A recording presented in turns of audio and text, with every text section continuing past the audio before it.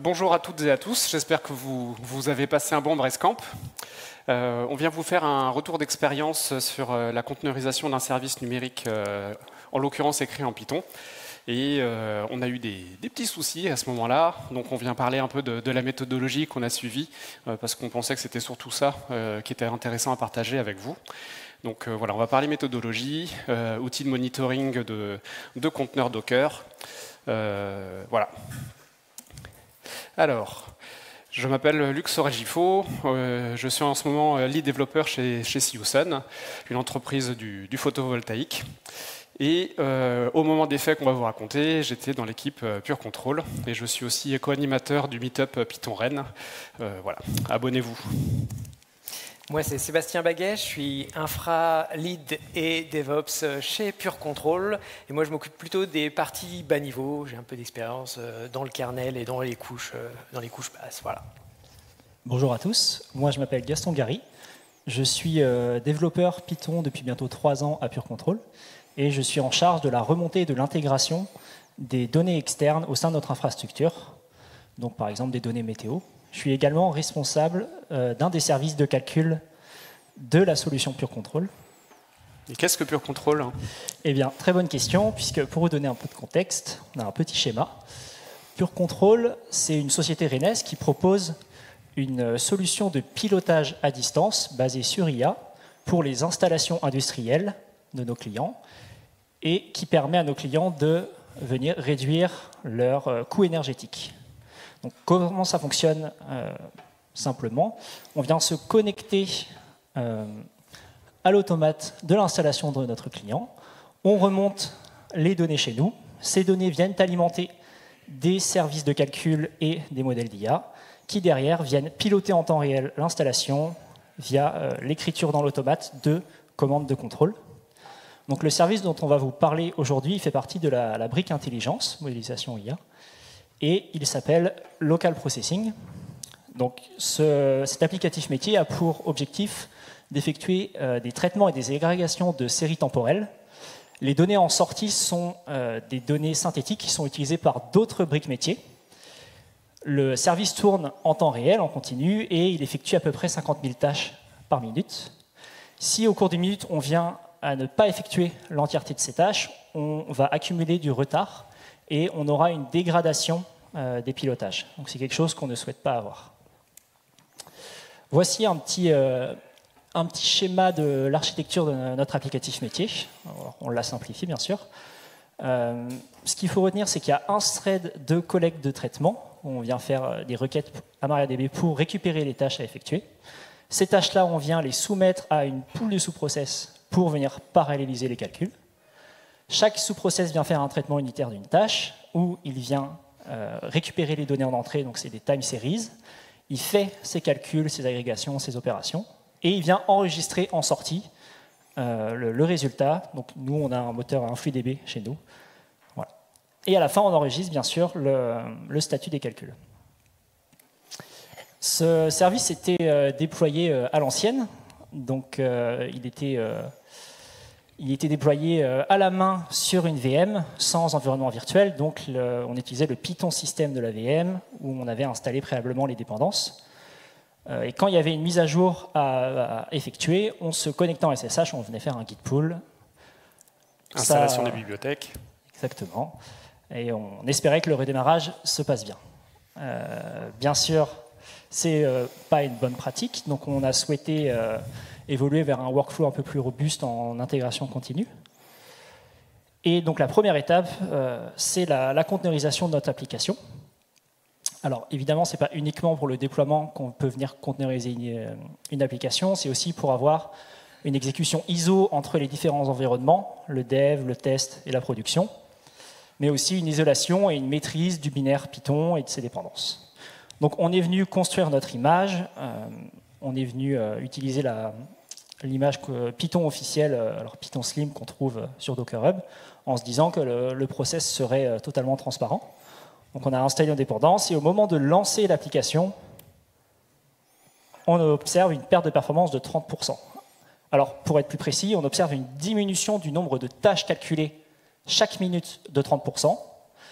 Comme on vous l'a dit précédemment, une accumulation de retard et, in fine, une dégradation des pilotages.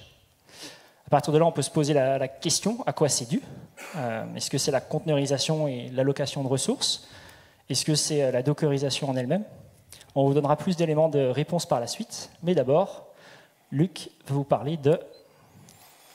Oui, des points d'optimisation d'un service numérique Python. Donc, une première piste, ça a été d'abord de voir dans le code s'il n'y avait pas des choses qui impactaient la performance. Mais comme on avait fait une bascule sans changement du code source, a priori, c'est pas trop ça, mais on fait un bref rappel. Donc, dans ce qui peut permettre d'optimiser un service numérique Python, il y a des choses de l'ordre de l'algorithmie, de l'architecture, et l'optimisation de l'exécution. Donc je vais balayer rapidement parce que c'est ces sujets-là.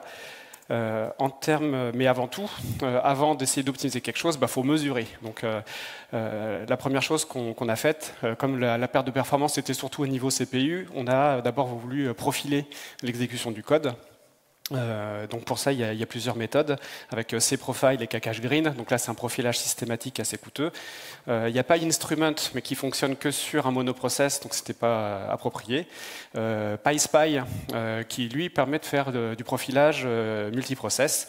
Et je vous invite à consulter si ce sujet-là du profilage de CPU et RAM d'applicatifs Python vous intéresse. Il y a la session du 5 décembre de Python Rennes qui était dédiée à ce sujet. Donc il y a le lien qui est dans la diapo.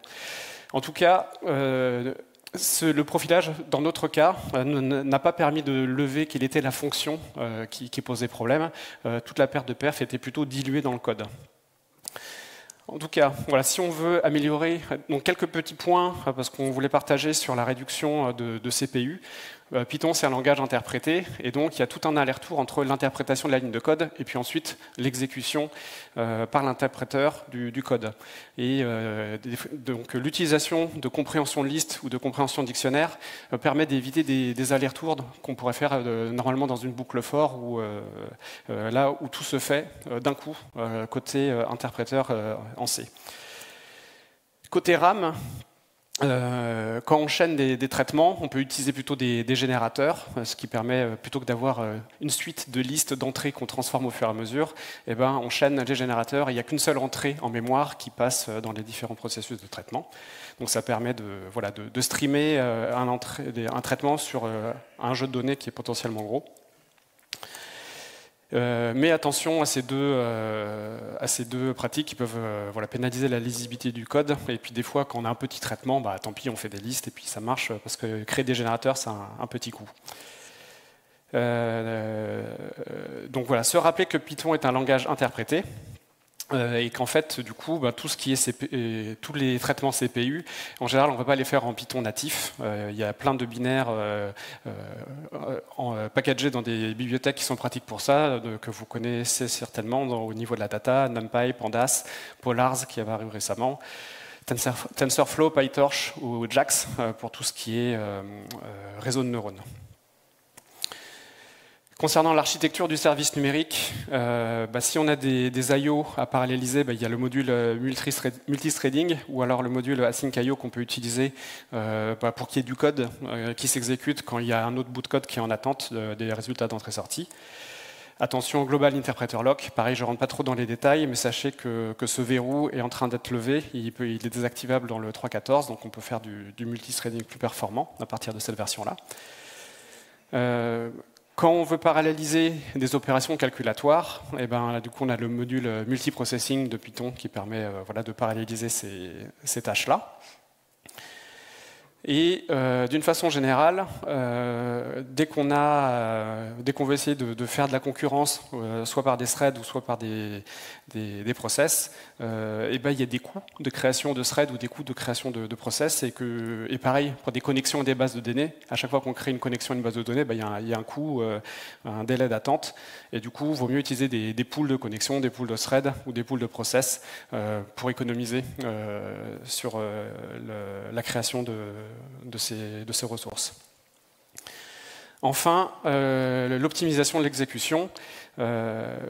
J'ai mis un petit exemple de fonction là, qui a une docstring, une fonction qui a en première ligne un assert pour vérifier que la quantité d'argent que je m'apprête à transférer est bien valide.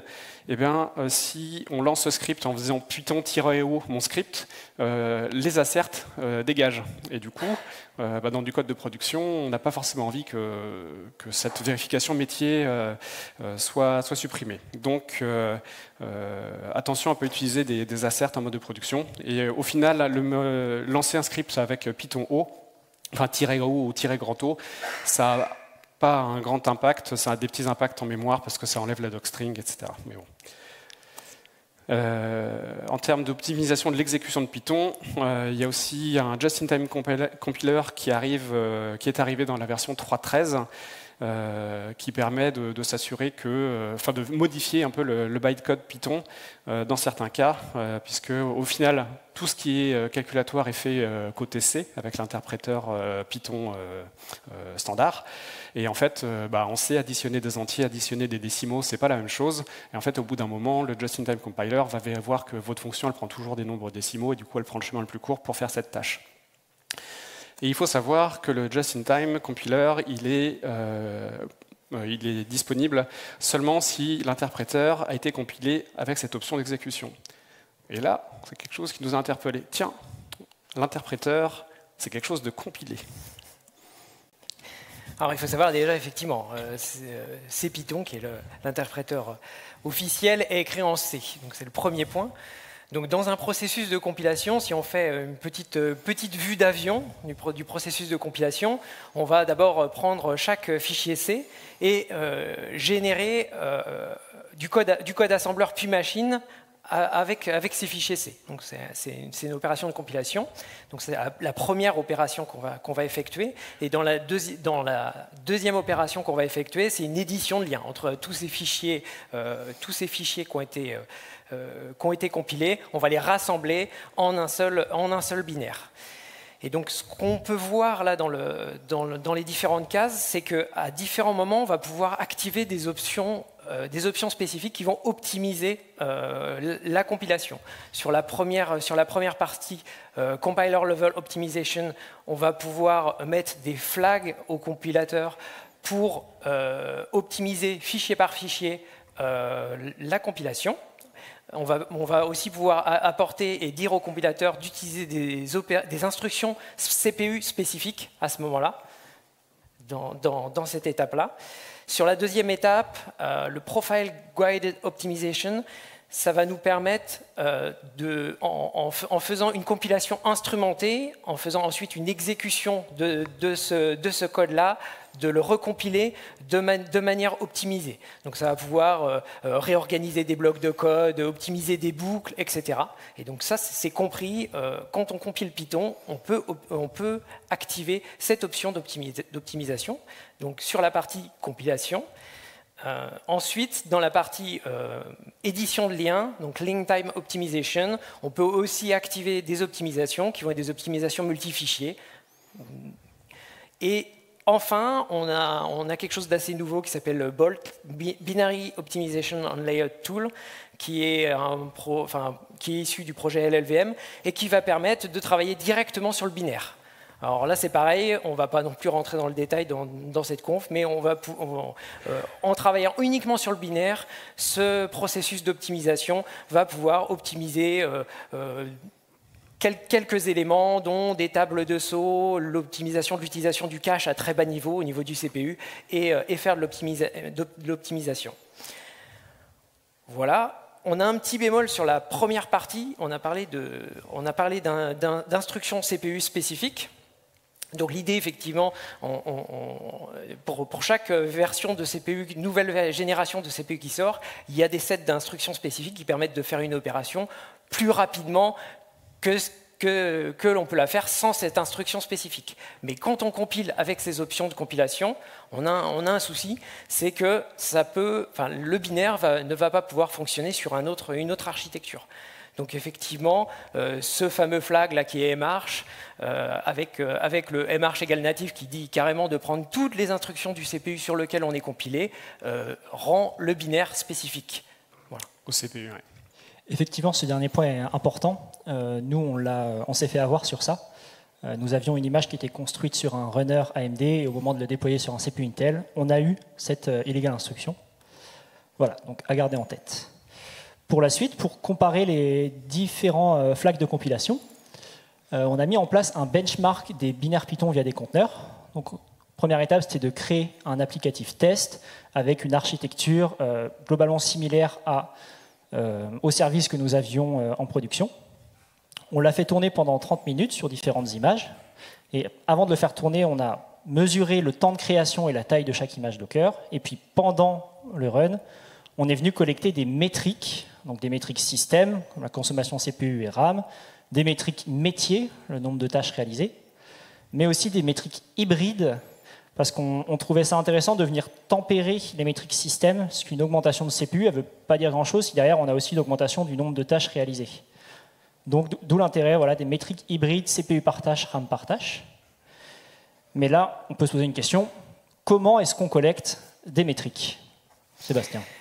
Et donc là, dans notre stack de tests, de benchmarking, ce qu'on a fait, c'est qu'on a pris 3 composants qui nous permettent de collecter des métriques. On a pris Cadvisor, qui est Container Advisor, qui est un projet Google qui permet de récupérer les ressources système utilisées par des conteneurs et les exposer sous forme de métriques Prometheus. Prometheus qui permet de scraper et de stocker ces métriques, et Grafana qui permet de les visualiser. Donc voilà ce qu'on a utilisé là pour notre cas et pour notre benchmark. Du coup, on a testé différentes images. La première image qu'on a testée, c'est l'image Debian officielle, avec le runtime Python compilé par les mainteneurs des paquets Debian. L'image Python officielle.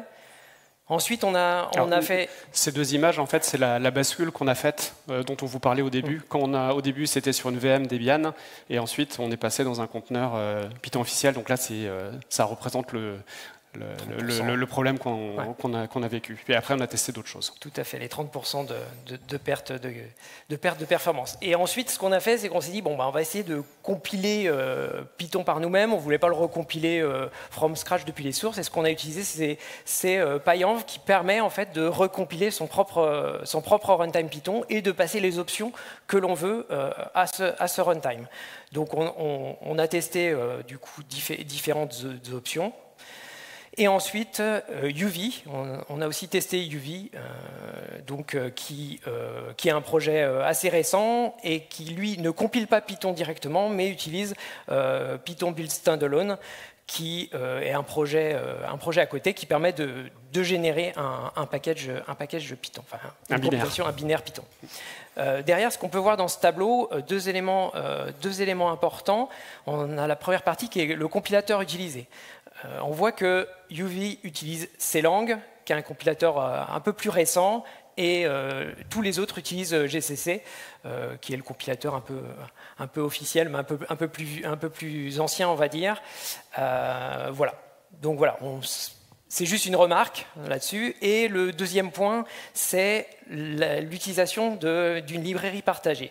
En fait, ce qu'il faut voir, c'est que une librairie partagée, la librairie partagée Python, on a le runtime Python, et le runtime Python peut être utilisé par d'autres applicatifs. Si par exemple on veut lancer en C, on veut lancer du Python, et bien on va pouvoir utiliser cette librairie Python pour pouvoir lancer du Python. Mais nous, c'est pas ce qu'on veut. Nous, on utilise souvent la ligne de commande Python, et du coup, quand on est en mode librairie partagée, Python va se servir de la lib Python en librairie partagée pour pouvoir l'utiliser. Et dans l'autre cas, quand on est dans un mode binaire statique, on va faire un paquet de tout ça. Des deux, et du coup on va avoir un seul binaire qui ne dépend pas de libPython. Et c'est ce qu'on voit sur la dernière colonne librairie partagée. Voilà. Et donc, on a fait tourner donc, cette image sur le benchmark. Là, on a fait un tableau de synthèse qu'on ne va pas analyser dans les détails, mais on va voir que pour le côté intégration continue, les 2 premières colonnes vont être assez intéressantes, parce qu'on voit que quand on veut packager notre application à partir de l'image Debian, ou mieux, quand on a à partir de l'image Python officielle, on a directement le binaire qui est là, on n'a plus qu'à mettre les sources, les dépendances, et puis c'est bon. Après, toutes les autres images sont plus longues, et ce qu'on peut remarquer, c'est qu'il y a vraiment un saut entre, d'un côté, l'image Debian, les images Python officielles, utiliser UV pour télécharger le binaire directement, d'une part, et d'autre part, toute l'utilisation de PyEnv pour installer Python dans le conteneur. Là, ça a des impacts parce qu'il faut installer aussi toutes les bibliothèques de compilation, puisque c'est ce que PyEnv va faire. La compilation, du coup, du binaire Python se fait dans la construction de l'image, et du coup, on a des temps de build qui peuvent aller jusqu'à 26 minutes quand on essaye de mettre tous les drapeaux d'optimisation qu'on a vus dans la documentation.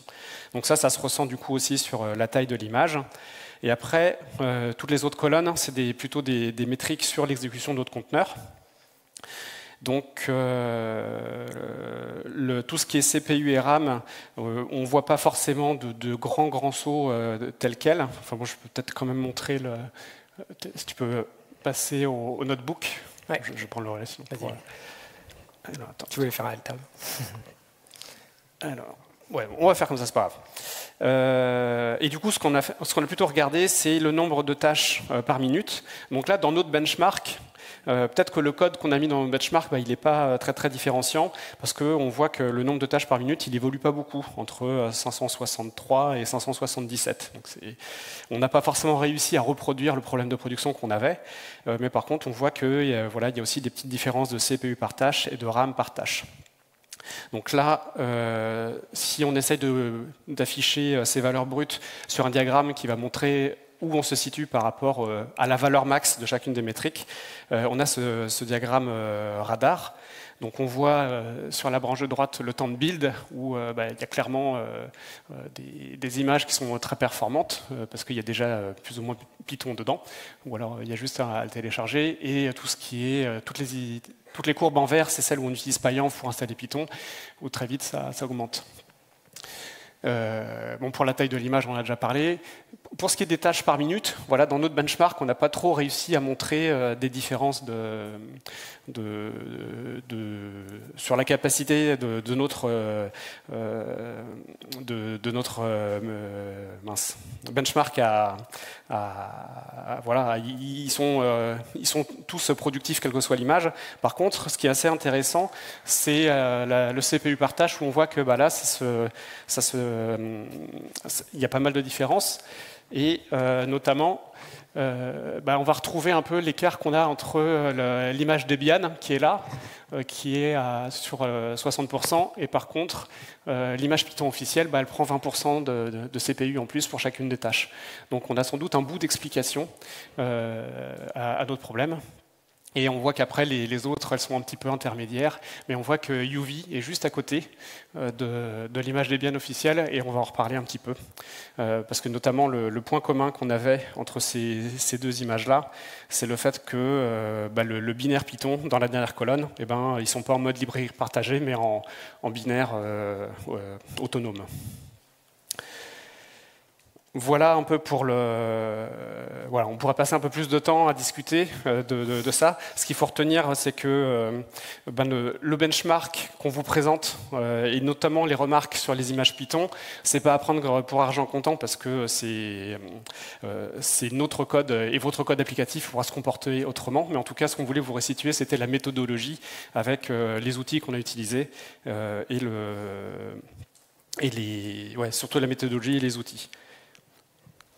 Nous arrivons à la fin de cette présentation, donc la partie conclusion. On a pu tirer plusieurs enseignements. Donc le premier, c'est comme Luc vient de vous le dire, c'est que les résultats du benchmark sont vraiment liés à notre appli et à notre infra. Donc on vous invite à reproduire ça chez vous. La deuxième remarque, un peu plus générale, qu'on a balayée au début, c'est si jamais vous avez une perte de performance à un moment, vraiment de venir profiler avant d'optimiser pour identifier les endroits où vous devez optimiser votre code. Ne pas oublier aussi toute la partie monitoring qui est importante. On n'en a pas beaucoup parlé, puisque là, on a fait juste une petite stack pour réussir à comparer l'utilisation des CPU, mais c'est très important, du coup, d'avoir en production tout ce qu'il faut et une stack de télémétrie complète pour pouvoir mesurer l'utilisation et quand vous faites un changement de ce type-là. Voilà. Et du coup, les options de compilation, là ce qu'on voit, c'est effectivement que les options de compilation de l'interpréteur Python peuvent avoir un impact sur le CPU, sur la consommation CPU. Ce qu'on a vu, c'est que UV paraissait quand même être une bonne approche. Ça nous a permis aussi de découvrir la Python Build Standalone. Python Build Standalone, il faut savoir que UV le compile avec des options de base très défensives, c'est-à-dire qu'il utilise des sets de CPU d'il y a plus d'une dizaine d'années, je crois, c'est 2008, je crois. Donc il y a moyen en fait de recompiler en utilisant Python Build Standalone pour avoir d'autres CPU sets et du coup peut-être avoir un runtime qui soit encore plus performant que ce qu'on a vu ici. Donc ça c'est à tester, c'est des pistes pour nous d'optimisation qu'on va tester par la suite. Voilà. Bon, on vous remercie. On voulait aussi vous dire qu'il y a un dépôt. On avait fait un dépôt sur GitHub qui contient le benchmark, tous les Docker Compose pour la stack de monitoring. Donc voilà, c'est des choses qui peuvent vous intéresser si vous avez envie de faire ces benchmarks chez vous. On a le QR code pour l'évaluation de cette session. Et voilà, on est preneur de vos retours et de vos questions, si vous en avez. Okay.